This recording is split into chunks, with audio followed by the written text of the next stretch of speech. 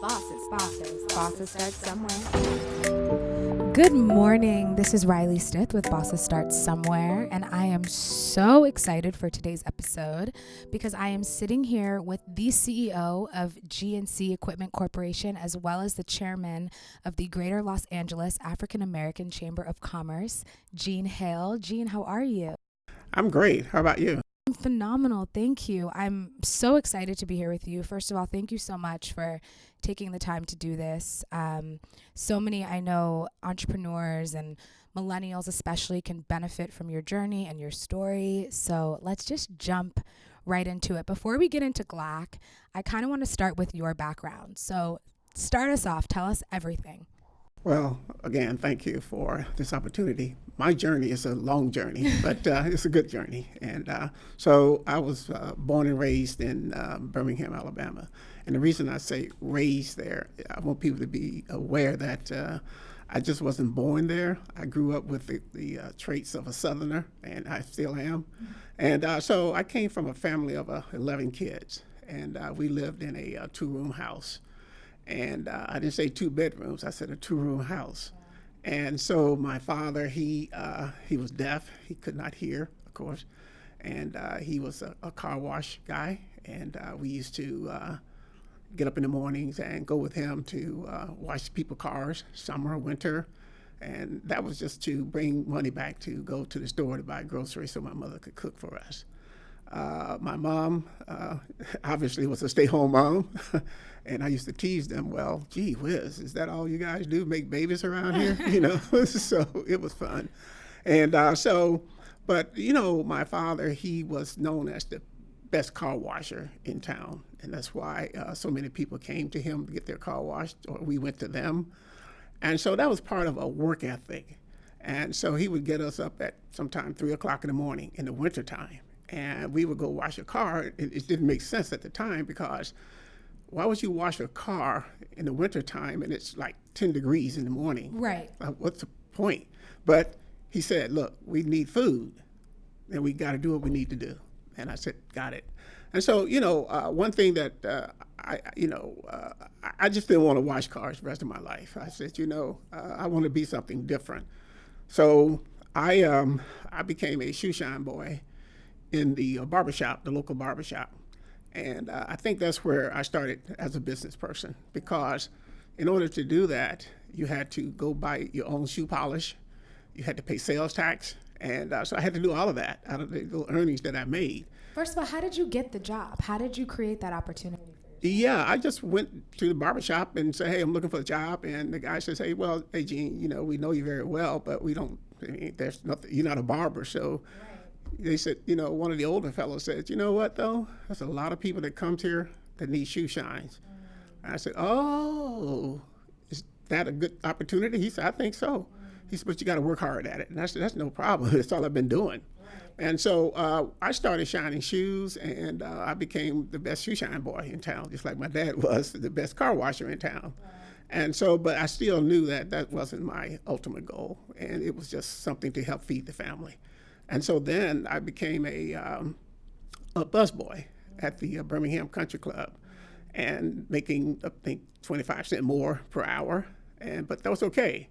You know, you had to catch the bus for about 15 miles to get there because we didn't have a car. And it's strange, it's funny because I always tell people that I never had a bicycle until I was like 35 years old.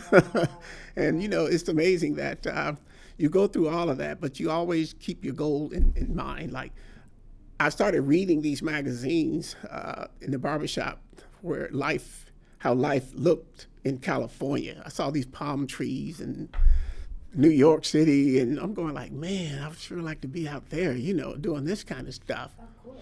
And so there was this song by George Benson named On Broadway. And that's an inspirational song to me. It talked about I'm going to be a star one day on Broadway. Yeah. And I said, that's going to be me. Yeah. Not that I'm going to be an actor or anything, but, you know, I'm just going to be somebody one day. Absolutely. That's the first step. That's the first step. That you're going to be something. Yeah. And I knew what I wanted to be. I wanted to be a business person. Even though I could sing very well, I used to sing in a group, but really? Yeah, I used to be the lead tenor, and so I was pretty cool.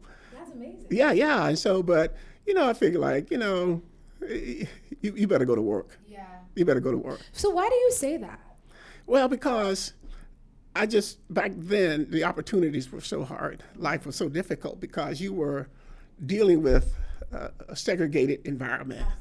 The opportunities just aren't what they are today. You couldn't produce your own music. You couldn't, There's no social media. There's no social media. No. So, yeah. And so also by working in the barbershop, I just got all this wisdom from all those older men that were there. Yeah. They would just tell me and encourage me so hard that, they would say, you're going to be somebody one day, Gene. And they couldn't read. So they would ask me to read the newspaper and the magazines and things like that to them. And they would all sit around in a little circle when I got out of school and go shine the shoes. So they would be waiting for me to read these articles that they had heard about. They had them, but they couldn't read them. So I would read these things. And so it was just all this wisdom that I grew up with. And I try to tell people today, you get your wisdom from older people. You're running around with your buddies, 15 years old. What can they tell you? Exactly. They can't tell you much. They don't know anything. It's true. And so from there, one of the guys said to me, he says, your brother's in California and he's getting out the Army soon. And he said he's going to stay in California. And so when you get out of high school, that's where you need to go. Wow. And so that's the way it worked out. So when he was discharged from the Army, he said, I'm not coming back to Alabama, Gene. You can come out here. And I did. So I saved my little money, caught the Greyhound bus. My mom made me a couple of pork chop sandwiches. Oh, wow. And before I got 2 blocks down the street, those sandwiches were gone. Yeah, I had sure. eaten them. Sure. So with that $2.50 I had in my pocket after I bought my ticket, so I came all the way to California. But the problem too was, like I said, there was segregation. So this Greyhound bus, you could only stop at certain places. It made many stops, but there were only certain places that blacks could get off the bus and go use the restrooms and things like that. And so, all of that's a lesson that, wow, life is difficult. But when I get to California, you know what? I'm going to be somebody, And so it was like, okay. And to think people complain, these young kids my age are complaining about, hard work. Yeah. And we have platforms like social media, Instagram, Twitter to market our, businesses and our ideas. You had none of that. You had a Greyhound bus. Right. I mean, made it to California. Like, there's no excuse. No, there is no excuse. I tell people today that if they had the McDonald's and the Burger Kings, right, I would be like in heaven, right? Because that's the kind of job you want. Yeah. Especially back then, because they paid you, and plus you can eat for free. Exactly. And so it is a blessing for some of these young people to be able to have these opportunities today, but they don't want them. I know. The kids today don't want their friends seeing them serving hamburgers. I know. I'm going like, well, what you gonna do, right? And so, I came out here and with my brother, and then I went to school because that's what my mom said. And I had promised her that's what I wanted to do. And so came out, got me a part-time job, went to school, and graduated and in business and finance. And then I went to work for a Wall Street company and doing the investments, the whole shot. And so then this is how I got into the business. Working at the finance company, as I call it. I was an analyst financing heavy construction equipment for big companies like Bechtel, the Kiewits, and all of that. Wow. And so, I got this thought one day that, I need to sell some of this stuff. Looking at the cost of it, and one of the sales guys had said, if he sold one big tractor a year, he was like 25. He said, I don't have to work at all. Yeah. Rest of the year. I'm going like, get out of here. Right. He said, no. I said, well, let's go to lunch and talk about this. And so we went to lunch and we talked. He said, yeah. He said, but no, at least I have to sell 2 or 3, not just one, if I didn't want to work the rest of the year. Of course. So I said, let me think about this. And so I went back to my work and I started putting a plan together. And I said, you know what? I can do this. So I said, I'm going to sit here for the next 3 years so I can learn the industry, learn where the clients are, and then I'm going to walk out the door. And on that date, I walked out the door, told the guy I got to leave. And so I started my own company. Which is Which one is- of the largest Black-owned businesses Yeah. And in the nation. In the nation. Let's be clear. Okay, all right. But, the upshot of it was that I had done my homework. Yeah. When I walked out, I knew where the clients were. Major key. I knew where the manufacturers of the products were. But more importantly, my finance background told me that it's a credit economy. And I don't have a line of credit at a bank. But the one thing I did have going for me was my finance background. I could go to a manufacturer and say, look, I have this contract. They want to buy $10 million worth of whatever. Right. I can't pay you this, but I can pay you when they pay me in 45 days. Interesting. And that's how we got going here. And so we've always used the credit system to make it work. Wow. And so when I walked out the door and went and told those clients, I said, look, I don't finance stuff anymore. I sell stuff. Right. So give me a shot at some of your business. And that's how we got going there. And so then I said, this is pretty good. But then I found that, knowing all what I know and looking at the opportunities in LA, because there was a renaissance going on in terms of construction downtown LA. But there were no African Americans involved. We did have a Black mayor, Tom Bradley, but there were only one or two African Americans involved at all. Wow. I said, they talk about all these billions of dollars being spent. There's nothing in LA that helps us get over this threshold of trying to get involved with this money. Right. And so I went to D.C., Washington, D.C., and one of my buddies said, hey, what are you doing tonight? I said, not much. He says, look, why don't you come with me to a chamber meeting, Black chamber. I never heard of a Black chamber, right? I said, yeah, sure, nothing else to do. But then that's where I saw how Blacks really came together in terms of trying to formulate public policy, trying to be part of the growth, and maybe talk about influencing procurement opportunities. I said, that's the problem in LA. We don't have an advocate for that. For sure. So I came back from that trip, came back to my office, and I called about 5 guys. I said, hey, fellas, look, we need to sit down and talk. And they came to the office, and I told them what I had experienced. And I said, here's what we need to do. We need to put an organization together to talk about influencing policy and African Americans having an opportunity to make some money. And so that's how the chamber was born.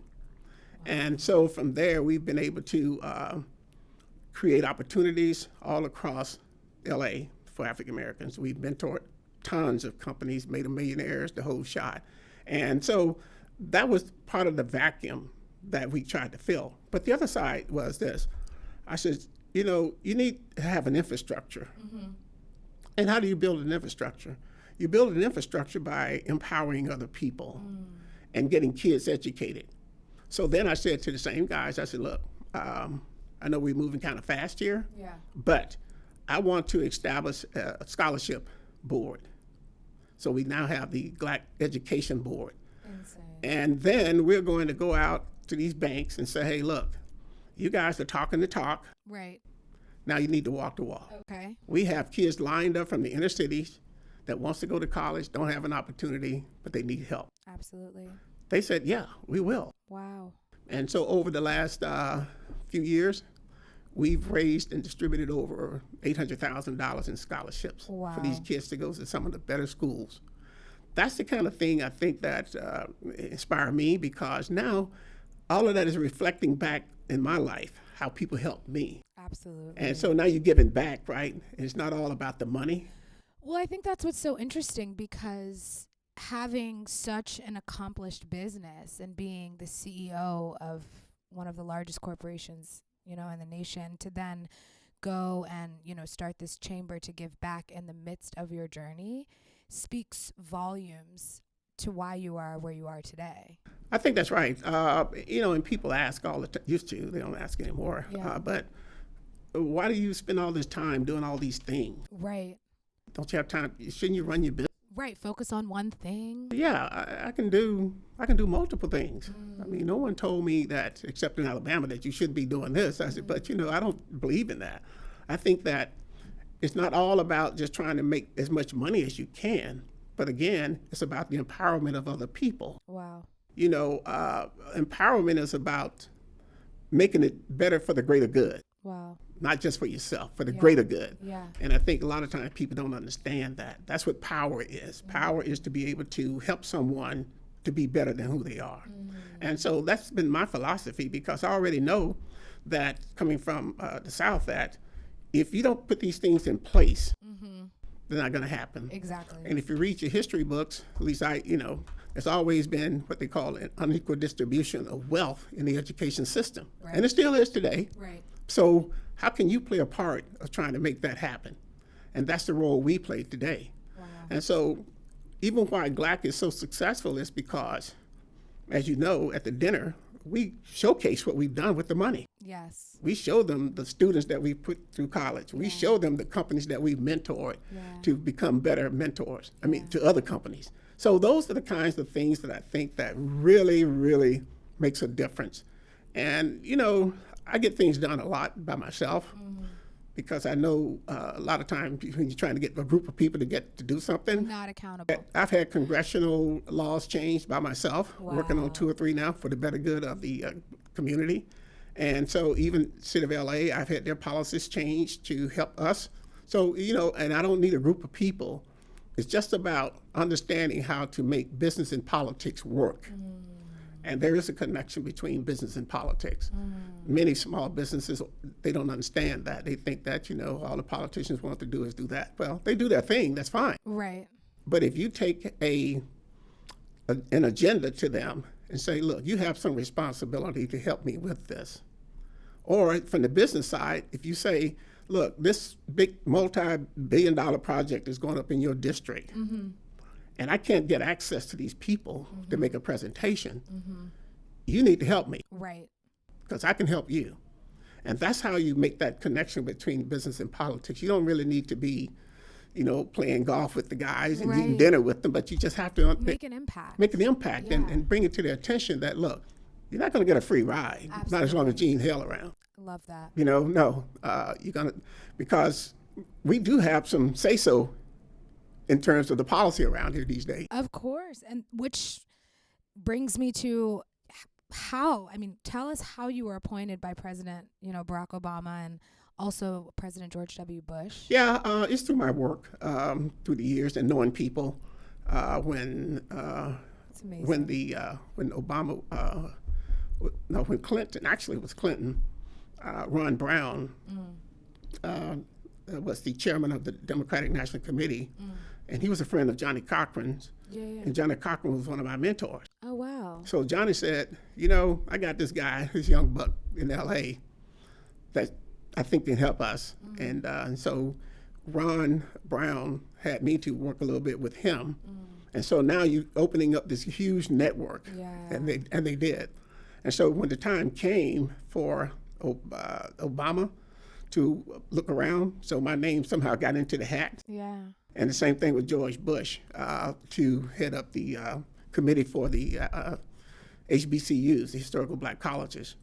And so that was an interesting deal there, being appointed by George Bush, because the Historical Black Colleges are in bad shape financially. And so currently as well?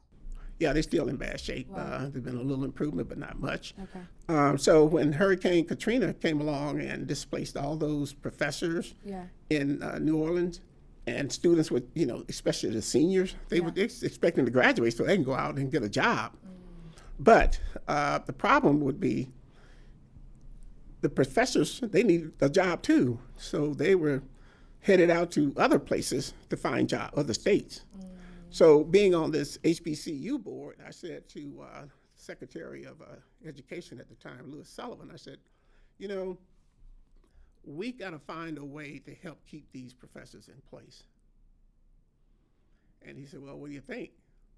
I said, well, we got to get some money from someone. For sure. To offer these people. He said, how much do you think? I said, well, I haven't figured it out. I said, but I think about $10 million would help. Wow. And so he said, well, I'll make a few calls. And so he came back and said, nobody's listening. I said, here's what I think. You are a good friend of the president. So what you ought to do is get us to go see the president. And so he did. And Louis Sullivan was a black Ask and guy. you shall receive, you know? Yeah, Louis Sullivan was a black guy. Amazing. Right? And so, but we all knew he was a good friend of the president. Wow. So we set up the meeting in the Oval Office. Wow. And I had been to Washington, D.C. 1,000 times, been to the White House, but I had never been inside the Oval Office.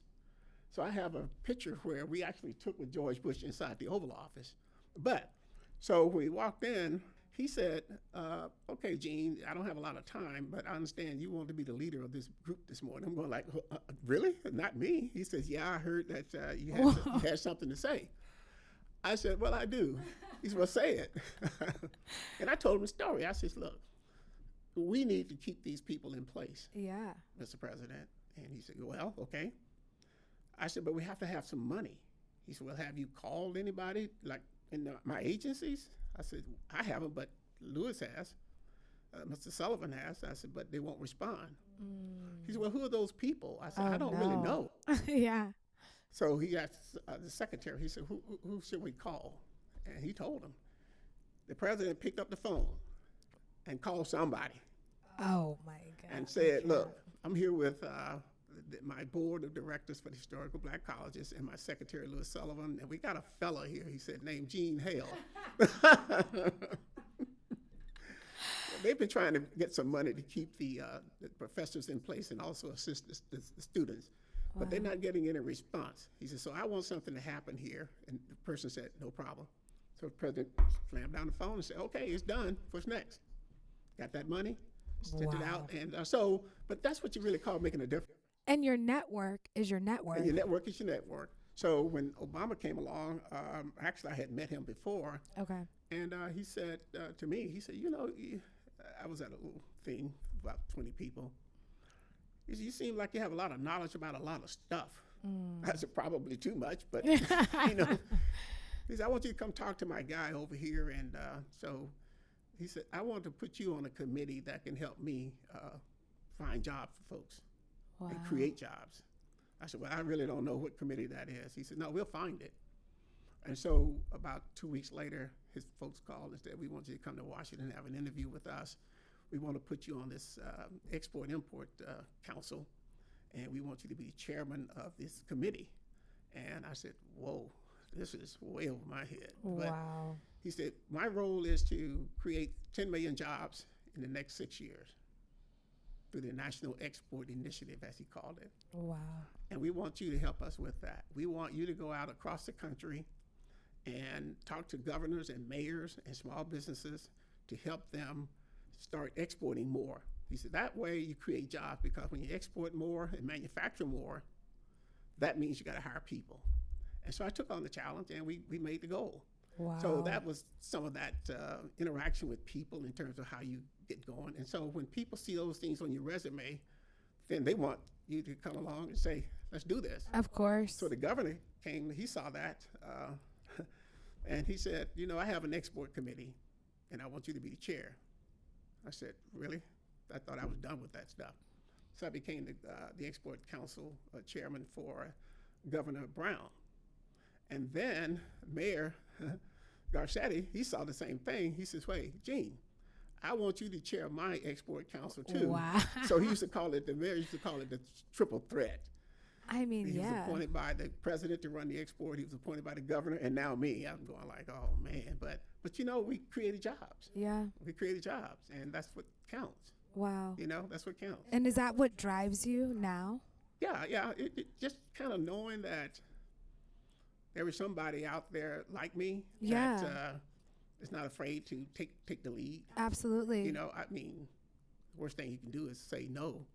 And I usually don't take no for an answer, but because I have my information, I have my facts, I've done my research. But if it's what I did find that what I found in life is that if you have a reasonable approach to things and it's a logical way of getting things accomplished for the greater good, yes, people will buy into that. Absolutely. They'll buy into it. As long as it's not perceived that you're doing, you might be able to take advantage of it in the global sense. Right. But it's not designed specifically for you. I mean, I've learned that. I mean, even being an actress, I had to step away and take a hiatus and ask myself the question, why am I doing this? Yeah. What impact am I creating? What am I going to leave here with this craft? And having this sort of time to reset myself really just allowed me to find this perfect sense of freedom, I would say, where I don't have, the stresses of becoming something or doing something, because it's not just about me. It's about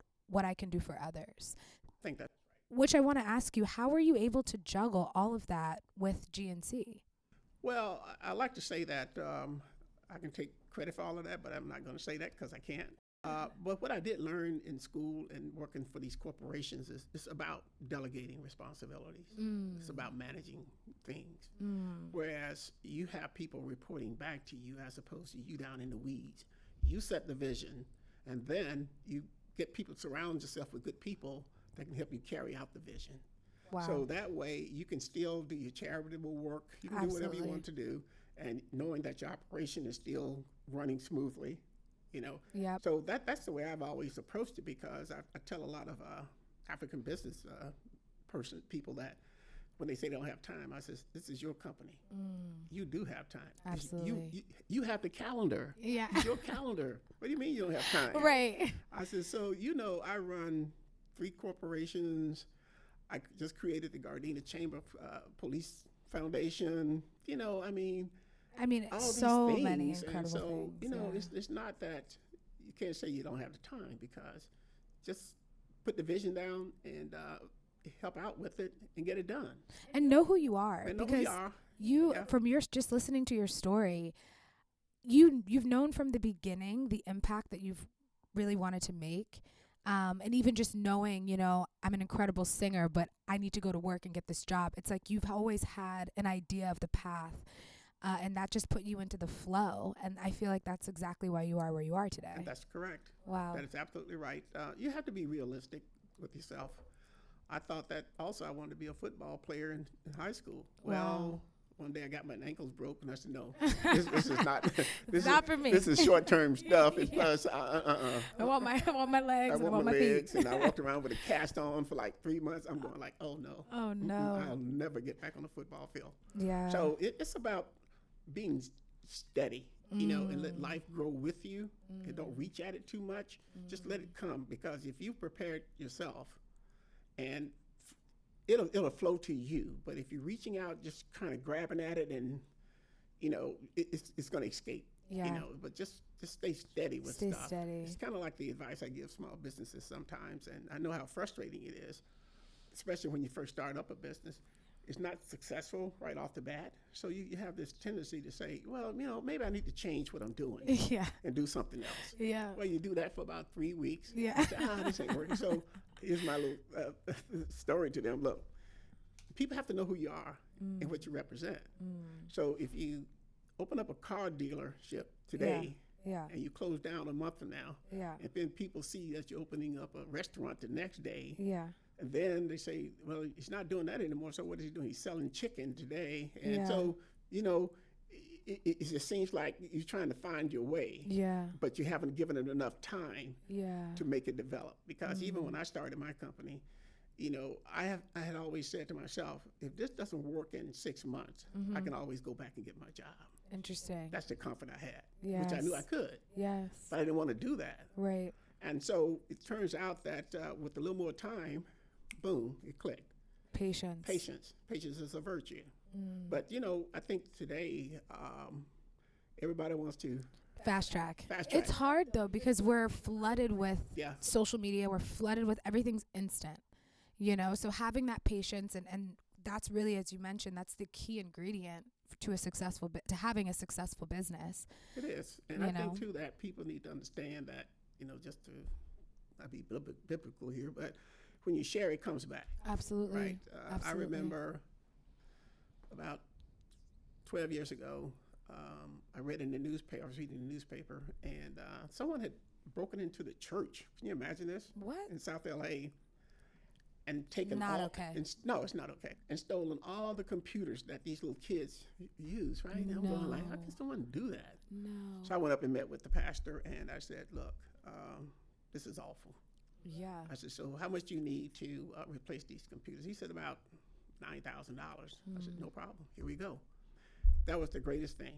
That was the greatest thing. And so just even this week, there's this nonprofit, Little Miss African Americans, little girls. Yeah. And there's this lady named Lisa Ruffin. She Okay. handles this thing. So they travel throughout the country during the year. Yeah. I mean, once a year. And so she said, Gene, you know, the place we had reserved for this year's play is no longer available. Was no longer available. So we had to find another place. But guess what? Since it's such a short notice, they want $9,000.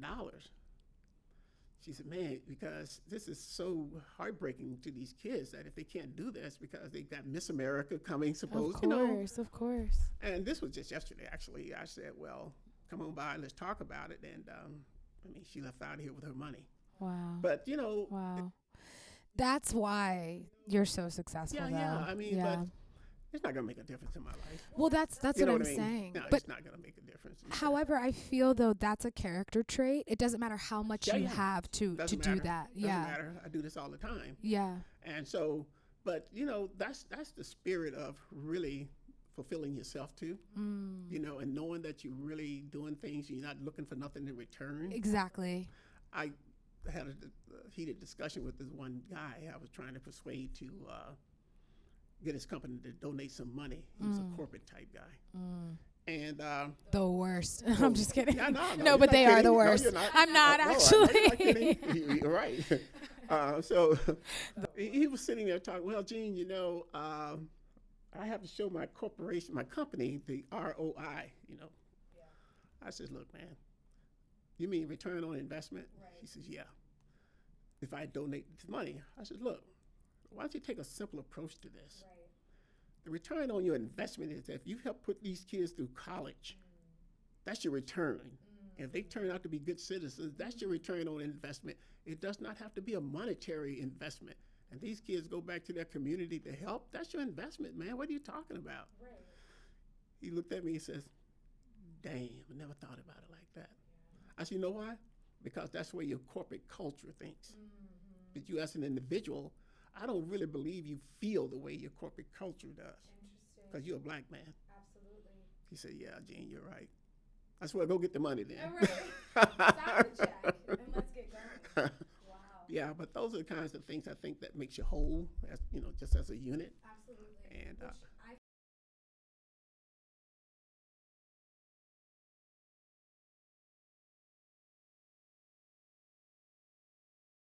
Which that's right.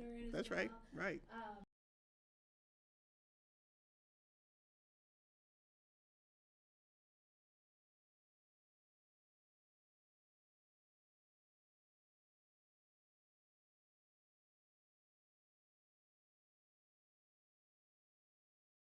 Right. It's just confirmation for me. Just sitting in this beautiful office in Gardena here, Yes. overlooking all of these mountains. It's a testament to your success. Well, I appreciate that. And but you know, again, you have to have people. It's always the team that makes you who you are and what you are. It's not. I always say this about people when they talk about the GLAAACC. They say, you know, Gene held this and Gene held that. I said, no, it's not Gene. It's something that Gene is participating in. But we got a great staff.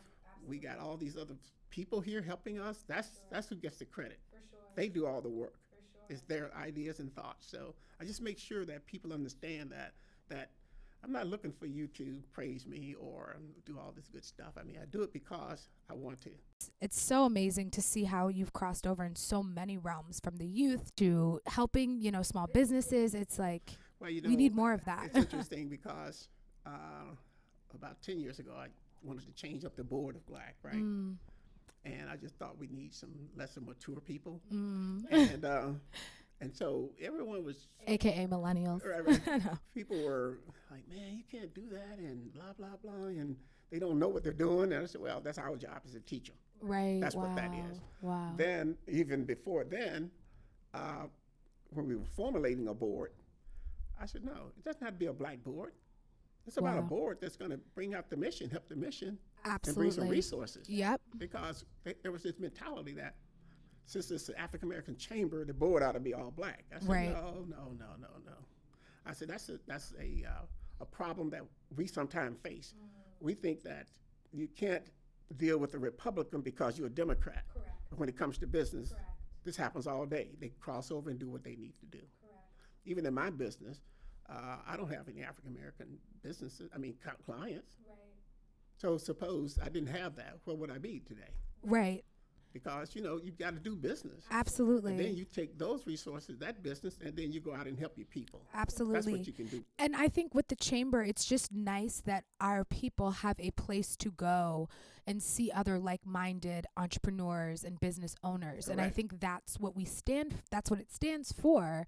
However, that doesn't exclude, No. Other races, genders, Not at so all. that's forward thinking. We need more of this, Gene. Yeah, we do. What We I do. mean, We do. where are the other CEOs? I'm like, I hope they're on your train, because this is so inspiring. I do want to ask you, what is the biggest challenge that you've faced in business?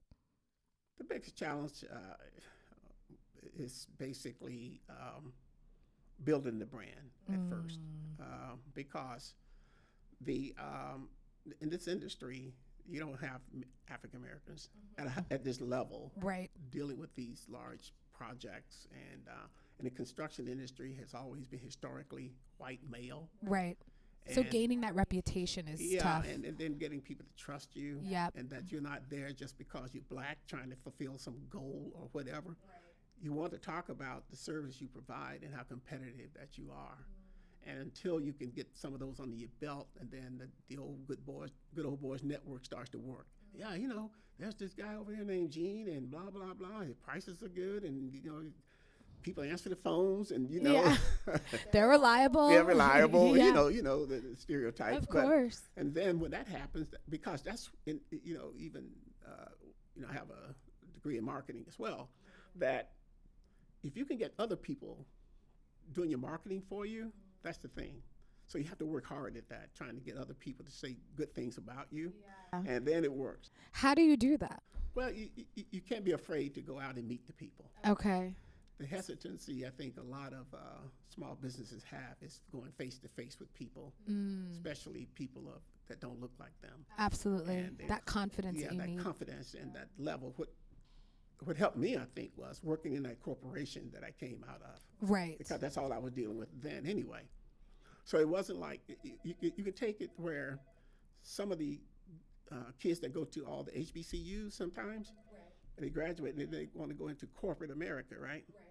And they're still intimidated because they're in a white environment, and wondering if they're using the correct grammar, and just careful about what they say. So once they overcome that, then but you have to have the confidence that you're going in. Sure, we all know that the first thing people see is your color. Always. You just got to know that. But that's not your mission. Your mission is to sell your product, instill some confidence, And get the move and people- keep it moving. Keep it moving. Yeah. So if you can do that, I think that's good. But that's the challenge I had. But it pretty well showed that this guy's real. Right. This Right. guy's real. Absolutely. That's what we want, though. When you're dealing with anyone in business, right? If you're buying a product, you want to feel like you can relate. Yeah. You don't want to feel that disconnect. So also probably with, walking into a huge corporation as a small business, you might see people that don't look like you, speak like you. All of that right there, you have to kind of overcome Yep. all of those insecurities to be able to sort of be yourself, right? Because I Yeah. think it's hard to be yourself when you have to think about all those things. Absolutely. Then you can't cut the deal. You can't cut it, and and then they'll brush you off. But you just keep moving and stick with what you know, and then you try to get the politics. That's why I think that's why we have to understand how to make the politicians work for us. Absolutely. If some of these projects downtown here are being built, and you're trying to connect with the contractor or the developer, and you're not getting anywhere, you need to go talk to the politician who approved that deal. And say, I got, Reilly over here, she's trying to make her presentation to you guys about the services she could provide. Yep. Can you guys meet with her? The answer is going to be yes. And at that point, you got to sell yourself. Yeah. It's on you. It's up to you. Yeah, but that's the way that game goes. Absolutely. Gene, as we wrap up, this has been so inspiring. I'm like, I just want to go start another business. No, but I do want to ask you, I wanna wrap up with one question. I'm sure there's someone listening in right now who wants to just give up, and they're done. No one's calling them back. They don't have any more friends. They are just burnt out. What do you tell them to keep going? Yeah, I think that what I would do is try to figure out a better plan. And you look at it and say, well, I've been trying to do this plan here to contact people. It's not working. What else can I do? Well, find some people that have some connections to some of these people. Find out who those people are connected to if you can. Go on Facebook, go on Google the company, and you might be able to see someone on their board of directors that you know. Absolutely. But it is very difficult and frustrating because what happens is that your money runs out sometime before you can get that deal. That's always the case. That's Gene. always the case. That's always the case, and I've been there. And but it's just difficult. So, but I still believe that if you have a solid plan, Yes. and if it shows a lot of merit, just keep pushing it. Yes. There's somebody out there that probably can connect you with someone who's going to give you that opportunity. It's a big world, and as they say, it's not about who you know, it's about who knows you. And that's what you have to really try to get. Yes. Like my goal was to automatically have people to, when they're trying to put these deals together and asking the question amongst themselves, well, we need a small business here. Who could we get into the mix? I want them to automatically think, oh yeah, that's GNC, Gene Hale over there. Yeah, he's a good guy. Oh yeah, we know Gene. That's the goal. But to have that reputation, to as have I that mentioned, reputation, but first you got to get there first. Absolutely. It's just tough, but I think that what you try to do is align yourself with organizations like GLAAACC. Absolutely. Because we have, for example, at that GLAAACC dinner every year, there's just so many opportunities in that room. And I've always said to people, look, I can't sell your product, but what I can do, I can put you in a room where all the decision makers are. So it's up to you at that point to walk up to the president of those companies instead of trying to go through their assistant, because you ain't gonna never get no appointment. Walk up to that person, give them your card and tell them what you want to do, and can I give you a call? And at that point, they're gonna say yes. You just got to follow it up. Gene, you are just incredible. This has been so inspiring. I just want to thank you again for your story, your time, and just sharing your wisdom. I think it's going to be so beneficial for so many people, not just business owners, but just you gave a lot of incredible life advice. Well, I appreciate this opportunity, and that's what I like doing, is trying to share what I've learned and pass it on. The same thing I do with my philanthropy, So where you can help, you should. Because I still believe that when you share, it comes back around. Bosses, do you hear that? When you share, it comes back around. It does. It does. Wow. Again, thank you for the opportunity, Reilly. Thank you, Gene. Thank you so much. And thank you guys for tuning in. This is Bosses Start Somewhere. It's Reilly Stith.